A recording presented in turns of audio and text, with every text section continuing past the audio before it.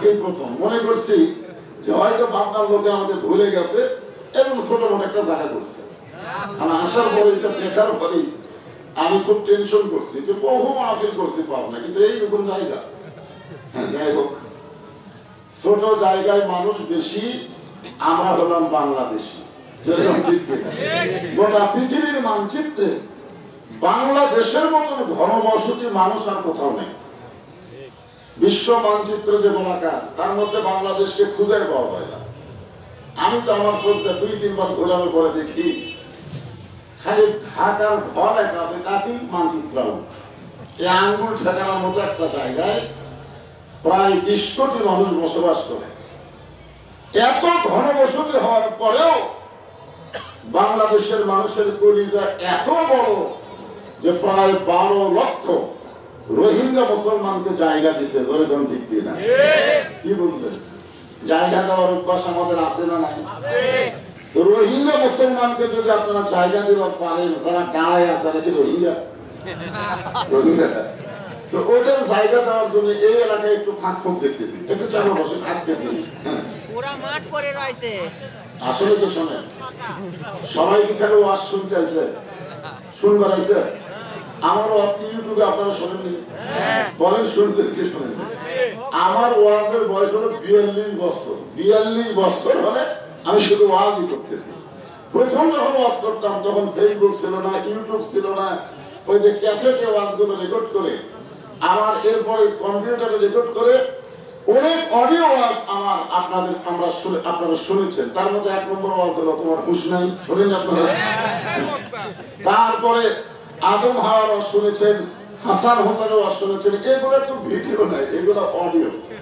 পরে আবার ক্যাপাসিটি করে যে অডিও ভিডিও করছে, যে অডিও।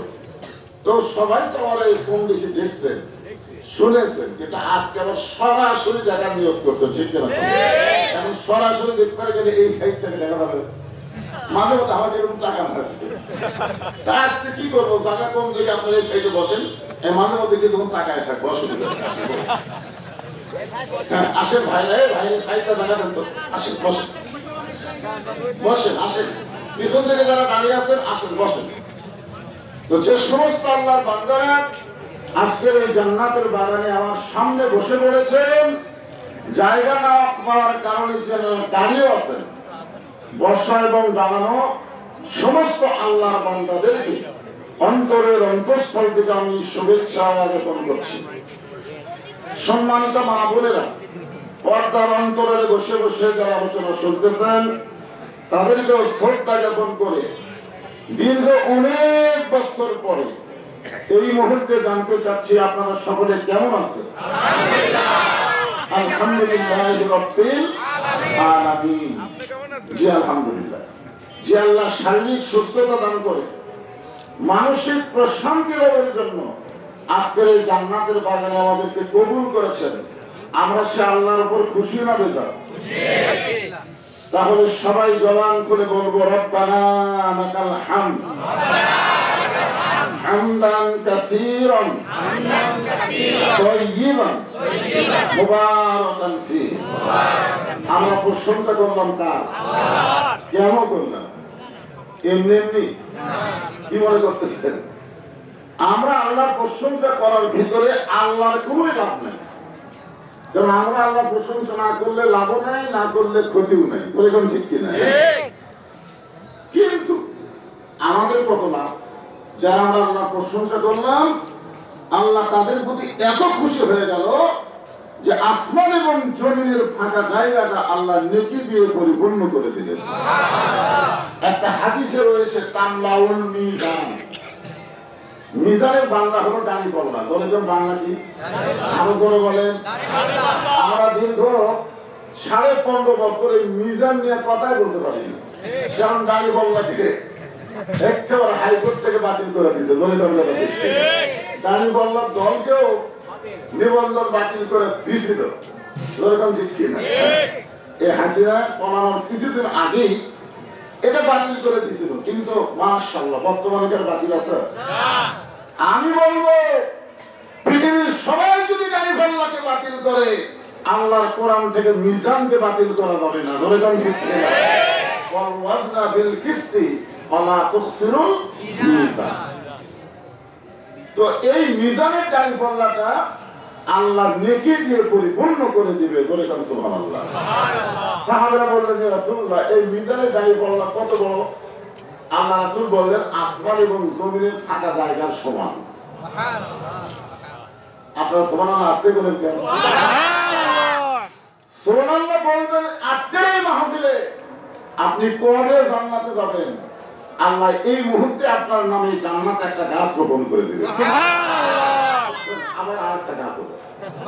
এই গাছগুলো কিন্তু ইউক্যালিপটাসের গাছ না, এই গাছগুলো হচ্ছে ফলবান বৃক্ষের গাছ, যে গাছের গোড়ায় লেখা থাকবে ওয়ালা তাশতাহি আনফুসুকুম, তোমরা যে ফল চাবে গাছ থেকে সেই ফল তোমাদেরকে দেওয়া হবে। সুবহানাল্লাহ। কত বড়! গাছের ছায়ার মধ্যে যদি একটা তেজস্বী ঘোড়া দৌড়ানো শুরু করে দুনিয়ার সময়ের 500 বছর লাগবে। আমার সুবহানাল্লাহ কয় না? আপনাদের মনে বিশ্বাস হচ্ছে না? সর্বশেষ কথা, কোন ব্যক্তি যদি 3টা দোষটি অনায়াসে কোন বক্তা বলার আগে নিজের ইচ্ছাই যদি জবান থেকে প্রকাশ করে, রাসূল বলেছেন সে যত বড় পাপী হোক না কেন মরার সময় সে মুসলমান হয়ে মৃত্যুবরণ করবে। তার মধ্যে 2টাতে শয়তান ব্যবহার হয় না। 2টা তরকি যদি পড়েন শয়তান ব্যবহার হয় না। একটা হলো সুবহানাল্লাহ, একটা হলো আলহামদুলিল্লাহ। আপনি সারাদিন পড়েন শয়তান আপনার কাছেই বসে থাকবে, কিন্তু আরেকটা তাসবিহ যখন বলবেন আল্লাহু আকবার, আল্লাহু আকবার, শয়তান এত করে দৌড় মারবে, রাসূল বলেছেন পিছন যে বাতাস মারবে। আমাদের বাংলাদেশে আল্লাহু আকবারের বিরুদ্ধে কিছু মানুষ আছে না নাই? বিশাল বিশাল দল, অথচ তাদের দলে আল্লাহু আকবার স্লোগান নাই। আল্লাহু আকবার স্লোগান যে দলে নাই বুঝবেন এগুলো দল হচ্ছে শয়তানি দল। যে দলের মধ্যে আল্লাহু আকবার থাকবে বুঝবেন এটাই হলো আল্লাহর দল। এখন আপনারা হিসাব করে দেখেন তো কোন দলের মধ্যে আছে কোন দলের মধ্যে নাই। জামাত ইসলামের মধ্যে আছে। আরে ভাই নাম ধরা লাগবে, নাম ধরার দরকার আছে। এখন সাহস আছে, নাম হ্যাঁ? এখন সাহস আছে। সমস্যা কি? নামের তো দরকার নাই। আমরা ভুল করে রাখতেছি জামরে যাবো আগুন যাবো এই কথা বলে কোন আল্লাহর দল মিছিল করে না। আল্লাহু আকবার স্লোগান দিয়ে মিছিল শুরু হয়। ধরে বলতে পারে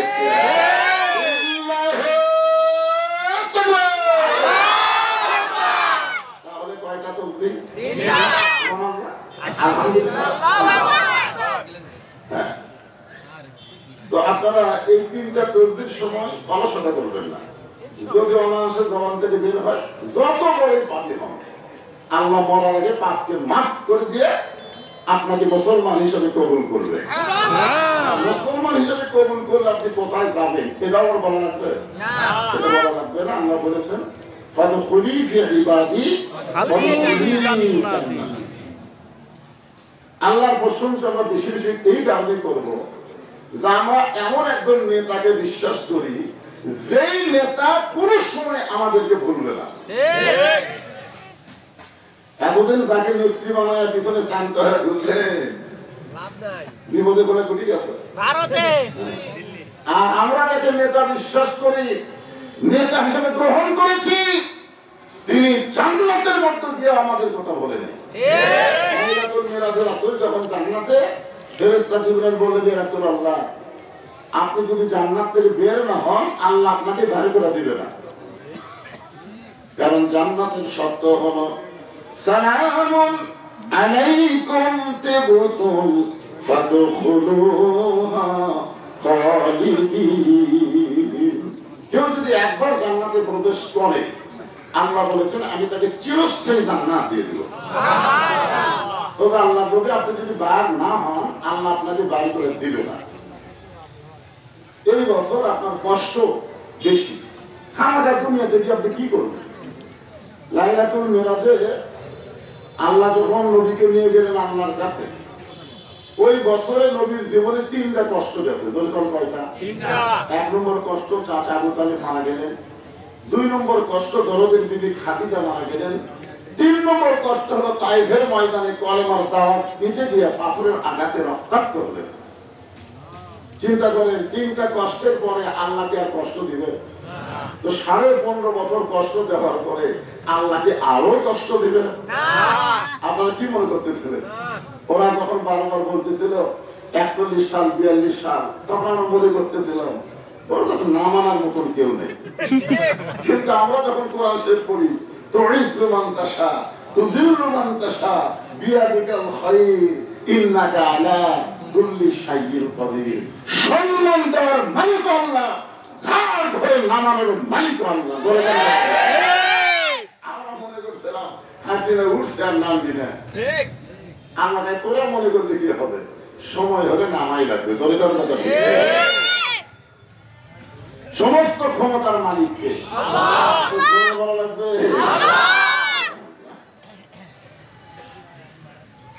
আল্লাহ নবী বললেন, জিবরাইল, আমি নবী আমার জন্য না, আমি নবী হলাম আমার উম্মতের জন্য। দেখেন জান্নাতের মধ্যে নবী কি বলতেছে? আমি নবী আমার জন্য না, আমি নবী হলাম আমার উম্মতের জন্য। আল্লাহুম্মা সাল্লি আলা মুহাম্মদ, আল্লাহুম্মা সাইয়্যিদিনা মুহাম্মদ। জিবরাইল বলে, হুজুর আপনি কি বোঝাবার চাচ্ছেন? আল্লাহ রাসূল বলেন, জিবরাইল, আল্লাহ যদি আমাকে বলতো আপনি জান্নাতে থাকেন, আমি রাসূল জান্নাতে ঢুকতামই না। আল্লাহ যখন আমাকে বলেছে জান্নাত দেখেন, তখন আমি ঢুকছি। কারণ আমি জান্নাত আমার জন্য দেখতেছি না, আমি দেখতেছি আমার উম্মতের জন্য। আল্লাহ কেমন জান্নাত বানাচ্ছে এটা তো আমি উম্মতের কাছে গিয়ে বলতে পারি, এই জন্য উম্মতের জন্য দেখতেছি। জিবরাইল বলে, হুজুর তাহলে আপনি জান্নাতে থাকবেন না?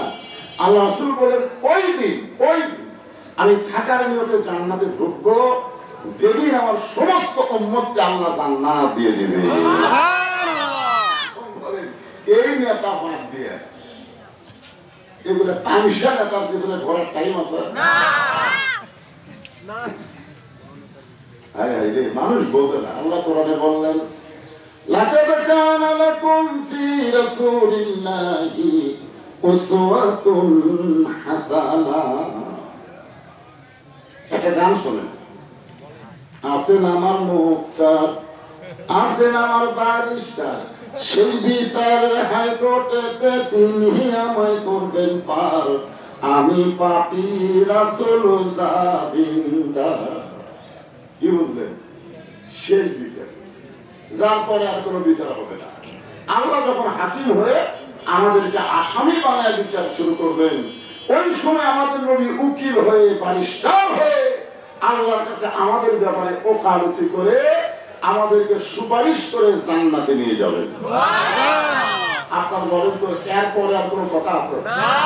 শেষ বিচার, মানে যার পরে আর কোনো বিচার হবে না, ওই সময় আমাদের উকিল হবে আমাদের নবী।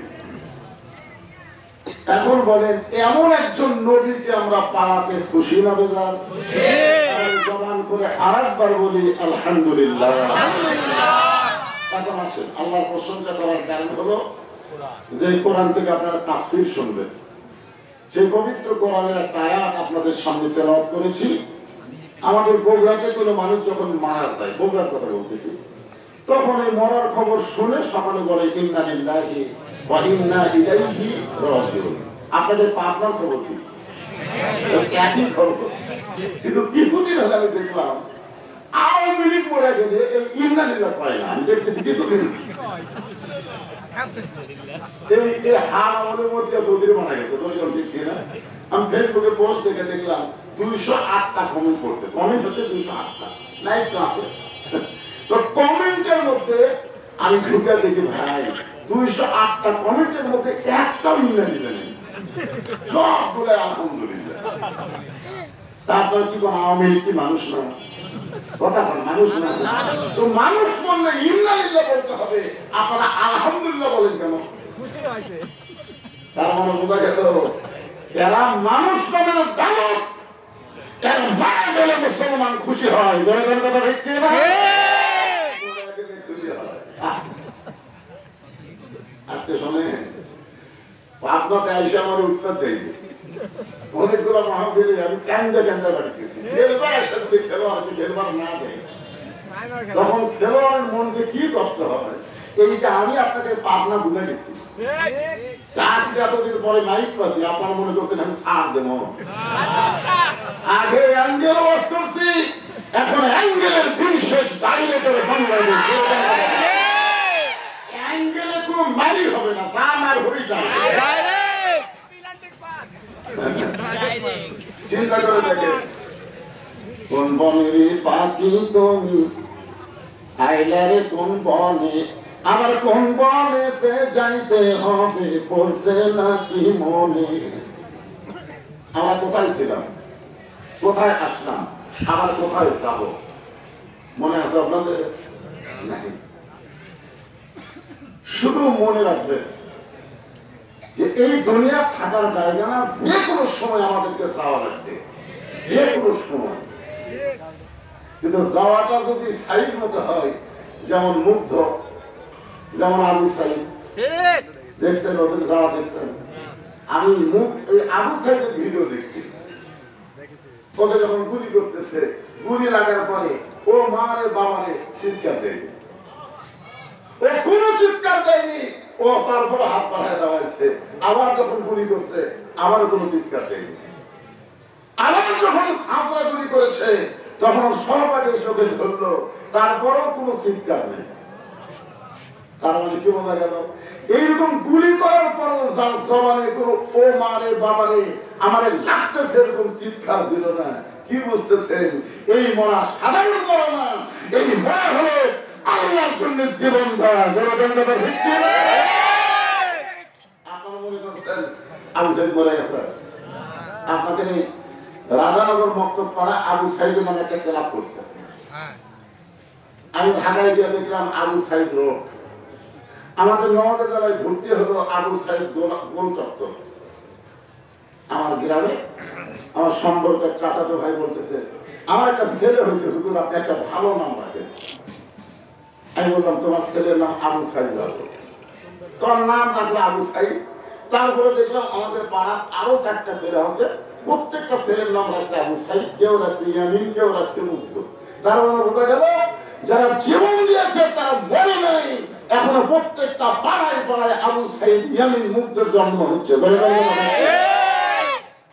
আমার গ্রাম সম্পর্কে খালা, তার মেয়ের একটা মেয়ে হয়েছে। আমাদের কয় বাবা তুমি একটা আলের মানুষ, আমার একটা নাতনি হলো, একটা ভালো নাম রাখতো। আমি তখন বললাম খালা আপনি নাতনির নাম রাখেন হাসিনা। খালা কয় তুই আলের নাম রাখেন, তোর কাছে একটা ভালো নাম শুনবার আপনি একটা খুনির নাম করস। আমি তখন বুঝলাম আবু সাইদ মরে নাই, হাসিনাই পৌঁছে গেছে। কি বুঝতেছেন? বাসা থেকে বসে গেছে। আসাবাতুহুম মুসিবাতুন ক্বালু ইন্না লিল্লাহি ওয়া ইন্না ইলাইহি রাজিউন।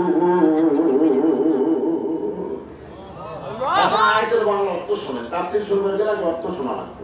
কি জামানে যখন আসাবাতুহুম মুসিবা, তোমাদের উপরে বিপদ আপদ মুসিবত আসবে, ক্বালু তখন তোমরা বলবে ইন্না লিল্লাহি ওয়া ইন্না ইলাইহি রাজিউন। এখানে আমরা আয়াতের শাব্দিক অর্থে বুঝতে পারলাম যে মানুষ মরে গেলে ইন্না লিল্লাহ বলার দরকার নাই, বিপদ আপদ মুসিবত আসলেই ইন্না লিল্লাহ বলতে হবে। এটা হলো বিপদের আয়াত। আরেকটা আছে বিপদের দোয়া। বিপদ আপদ মুসিবতের একটা দোয়া আছে না? নাই? সেই দোয়ার নাম কি? এই দোয়ার নাম নেই, দোয়া পড়েই পড়ে, আরে নামটা কি?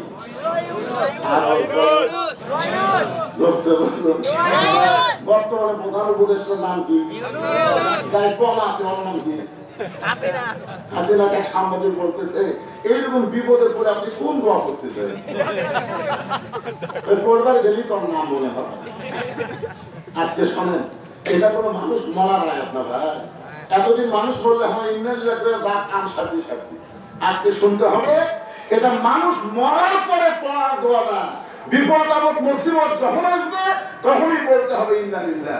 আপনারা বলেন তো আপনার এলাকার কোন প্রাইমারির জন্য এরকম টাকা ভিক্ষা করা লাগছে? কথা বলে না। কোরআনের মাহফিলের জন্য টাকা ভিক্ষা করা লাগতেছে, এটা রহমত না বিপদ? কথা বলা লাগবে একদম একদম ঘোরাদম সাথে ঢাকদম ঝামর বাদে এই ভিক্ষা শিক্ষার জন্য মাসে হাজার হাজার কোটি টাকা সংসদে বাজেট করে ধরে কোন কথা ভিক্ষা শিক্ষা দেওয়া হয় ঘরের মধ্যে দেখলাম সাপ খাওয়া খাওয়া সাপ খাওয়া খাওয়া আমি তো চিন্তা করলাম এইরকম গ্যাস খাইতে সাপ করে কোনো বুঝতে কিনে নেই আমি বললাম কেন ভাই এরকম অবস্থা কেন আমি যে ঘরে আমার বসাই সে মনে হয় কব্ব আমি তো কয়েকবার জেলত গেছি ওই জেলের মতন জানি